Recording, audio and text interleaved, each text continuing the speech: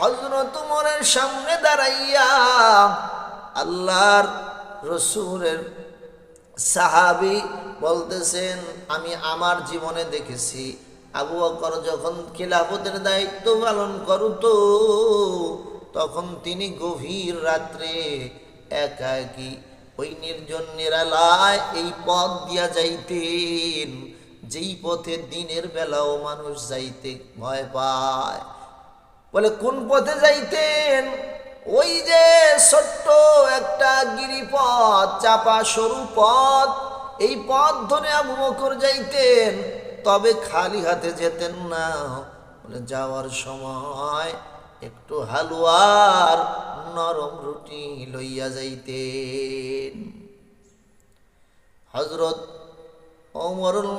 আমিরুল মুমিনিন হযরত ওমর কথাটা শোনার পরে এবার চিন্তা করলেন, আমার ভাই কোনোদিন অনার্থক কোথাও যাইতেন না, অবশ্যই যখন এই পথে গেছেন কোনো না কোনো আখিরাতের লাভ হাসিল করার জন্য গেছেন।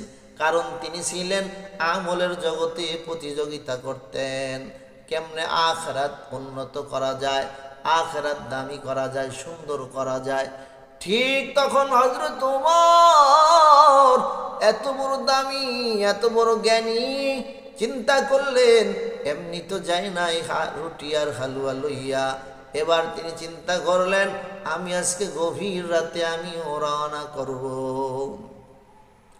আজকে রাতে হযরত ওমর রুটি আর হালুয়া লইয়া রওনা করেছে অন্ধকারে চিকন সরু পথ দিয়ে, পাহাড়ের পাদদেশ দিয়ে।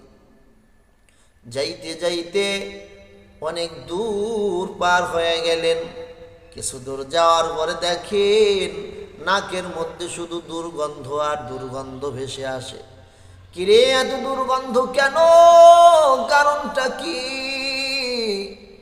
এখন দেখে পচা মানুষের গোস্ত পচলে যেমন দুর্গন্ধ হয় এমন গন্ধ।